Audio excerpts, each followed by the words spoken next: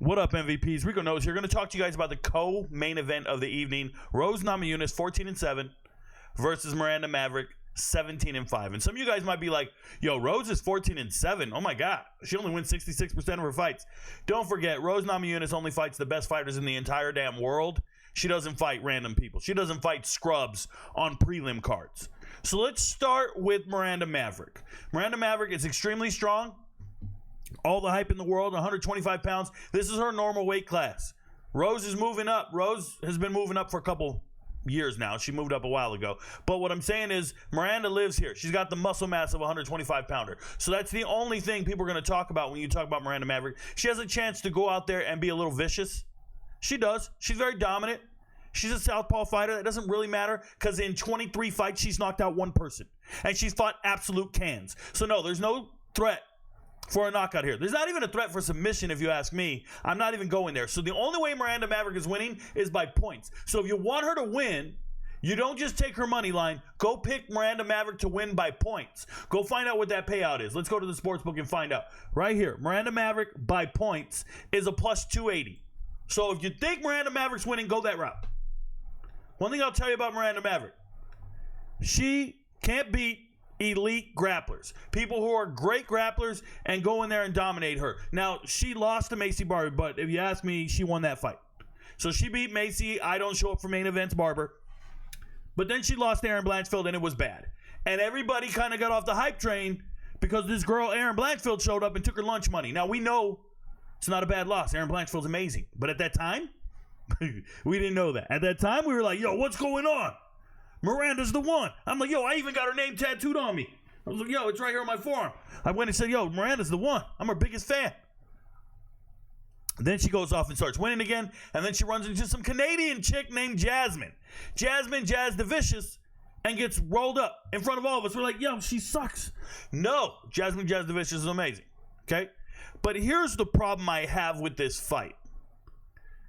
Miranda Maverick just fought Jamie Lynn Horth in her last fight in December. Jamie Lynn Horth, another Canadian. And Miranda Maverick was a minus 1,000 favorite in that fight. Minus 1,000. And she won the fight 29-28 on 3 scorecards. What? And more importantly, Miranda Maverick is in the main event or co-main event for this card, and Jamie Lynn Horth is in the early prelim fight for this card. She's the first fight of the night. When no one's in the stands, that's where Jamie Lynn Horth is. She won a round on you. You lost a round to somebody who fights when the seats are empty. You're not elite. I've never seen anybody look that terrible as a minus 1,000 except for that one Asian girl sleeping, right? But I've never seen anybody that terrible as a minus 1,000 earn their way into a co-main event. But Rico, she's on a 4-fight winning streak. She's on a 4-fight winning streak. No shade. But do I need to tell you who these fighters are that she beat? I just told you Jamie Lynn Horth. Let's go look at Cachoeira, the zombie girl. She beat a girl who's 13-6. She beat Andrea Lee, who has the UFC record for most losses in a row. That's who she beat. Somebody who's lost more fights in a row than anybody in the history of the UFC. And then she beat Diana Barbosa, which is impressive because that's a very strong fighter. With no knockout power, but a very strong fighter. Okay. Got it. You're fighting Rose Namajunas, bro. You're fighting Thug Rose. Thug Rose is now 32. By the way, shout out to Thug Rose. If you guys don't know, this is one of the most beautiful fighters in the UFC. But Pat the Groomer Barry, I'll never forgive you. Pat the Groomer Barry, what you did to Rose, you took away her most precious years. You took away her beauty in her prime. This woman's now 32, bro, and she still doesn't have hair. If you don't know what I'm talking about, this is Thug Rose with long hair. This is the beautiful Thug Rose with long hair. And Pat Barry took her home, shaved her head, and convinced her, you need to be ugly so nobody else will look at you. This is a head case. Yes, she's mentally ill. And I blame the groomer. This isn't right, bro. Pat Barry, you disgusting man. And Pat Barry's in his 40s. He's laughing. Took this teenager off the street and made her start looking like a cancer patient when she was beautiful. Let's talk about Rose as a fighter. Rose, 14-7. She only wins 66% of her fights. But let's see who she lost to. She lost to Jessica Andrade, 2019. That's the belt. That's for the championship. 2 best fighters in the world. She lost to, where's Zhang Weili? She beat Zhang Weili twice. The champ is one of the best fighters in the world. She lost to Carla Esparza, the Cookie Monster. What an amazing loss that was. That's when Pat Barry was in the corner saying, stick to our game plan. We're doing it. We're implementing our game plan. We're doing perfect. We did not fight that entire fight. It was incredible. It was incredible. Rose Namajunas is the most dynamic striker you'll ever see in the women's division. The way she moves, she's a ninja, bro. She's a ninja. And Pat Barry had her out here moving like a foot soldier. Looking like a damn foot soldier. This is fucking Michelangelo, Donatello. And you got her looking like a foot soldier. I hate Pat Barry, man. I really do. And then she went out and fought Manon Fiorot. She can't fight at that weight class. But even then, losing to Fiorot and losing to Blanchfield, both of those fights, they came down to 1 round. It says unanimous, but she lost 48-47.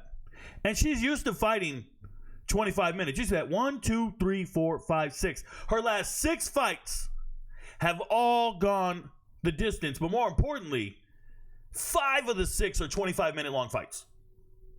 25 minutes. This girl can fight for a whole episode of Fresh Prince. The whole time. And yes, she started to wilt in rounds 4 and 5 against the wrestlers. They take her down. They beat her. But those first 2 rounds, she's winning. She was piecing up Erin Blanchfield those first 2 rounds because she's a dynamic mover. She does this thing. And guys, she even has great hip tosses, judo throws. You get in the clinch with her, she's going to trip you and make something happen. It's important you remember that. Now, Rose Namajunas, to me, in a 3-round fight, she knows we're only fighting 15 minutes. The gas is on, bro. And remember, there are no fights in the Apex for a month. All these fights, I don't care if it's Fight Night, Billy Bob, Fight Night, this, that. They're not in the Apex. They're in Atlanta. And in Atlanta, they're going to bring the standard octagon. Not that little itty-bitty 33% smaller octagon. They're bringing the real one. And Rose Namajunas with space? Shit. Rose Namajunas got the moves like Jagger, bro. She out there moving. Rose Namajunas not getting taken down. If she does, you'll be frustrated. Is Miranda Maverick as good as Erin Blanchfield? No. We know this. So I'm not worried about it. Tracy Cortez was a wrestler, couldn't do anything. I feel like Rose Namajunas is winning this fight. I understand there are people out there that are saying Maverick by points. And I get it. Because if she does get a takedown and dominate the rest of the round with it, she's going to win that round. And that could be a little concerning. And maybe Rose is past her prime. Like men, they hit their prime, 31, 32. Maybe Rose has been fighting so long, she's past her prime. Especially, she's a fighter who utilizes fast twitch muscles and athleticism, not just old man strength. Like, she's not transitioning to becoming a ground and pounder brawler. She's a flashy fighter. And those types of fighters, as they get older, they lose that millisecond of reaction time. They lose that little quick timing. But if you want to talk about a fighter who doesn't look good on her feet scrapping, it's Miranda Maverick. She's not a real striker. She's going to get embarrassed out there when they're striking. It's going to look like night and day. And the crowd's going to boo her a lot for stalling, for pushing up against the fence, for being in a dominant body position and doing nothing. Like, they're going to boo her for that. And Rose is going to get the oohs and ahs in the striking. And I think Rose is very hard to take down in round 1. She moves so well, guys. Controls spacing, controls angles, circles out from danger. She doesn't just go straight back. Rose is good. I like Rose for 2 rounds in this thing. I like Rose by decision. I like Rose to win. Okay, now, you got to diversify yourself on this card. I don't think this card, you're going to get rich on this card. Remember, like last week, I broke down a bunch of fights, gave you guys all the different double chances and all the different parlays, and this whole thing was full of parlays last week. Look at this week. I can't even get there, bro. I mentally can't get there. What I'm trying to tell you, MVPs, is you got to take this as straights and you got to avoid some of the holes and just stay away from it. And if you miss that one parlay I have right there, okay, you miss it. Keep it moving. This isn't any. You shouldn't have any life-altering amount of revenue on this at all. I'm talking about the entire card, the whole thing. That feels like a one. Like I don't have anything where I'm like, yo, put this. Like I'm just here, bro. Now I posted a Rico Knows lock where I gave you Ricky Simone and Rose, but I probably feel a lot more comfortable with Ricky Simone and Jamie Lynn Horth. And if you put those two together, because I know those two are winning, like I feel like that, right? So let's just say I go to the prelims early, and I go Jamie Lynn Horth. Oh, you can parlay this. I got Rose Namajunas. Is it 1+ takedowns, or is it just 1?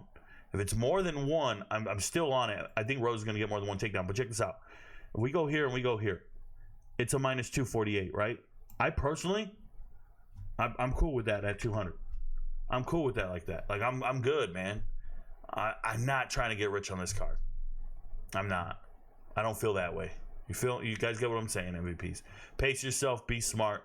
This is where I'm at. I think if you're going to take Rose, I like her by points. I couldn't fit it in there because we're running out of space, but I say go the distance. It's like a minus 500 to go the distance. And it doesn't matter who wins at that point, right? And I don't think Miranda Maverick's finishing Rose. So I'm at a minus 500 here. Could get that wrong. The props locks are only 53%. The money line is 72%. For me to give you a 72% on a minus 245 is really good. It is. But you got to find what else you want to pair it up with. And I just don't feel comfortable with anything else on the fight card in equivalent odds in that regard or that realm. Okay? This one feels like a really good bet. Maybe take it and look for something on a future fight card or something. Look for something the following week or a sport you really like, MVPs. Whether it be basketball or something else. Like, you know what I'm saying? Do a two-leg with something else. But I don't see anything on this card that's going to get you to plus 100 money with Rose. I feel like that's the best bargain, and we could miss. We could miss. But I'm not going to lose any sleep over it. You feel me? All right. Good luck, MVPs. Your friends don't know, but Rico knows.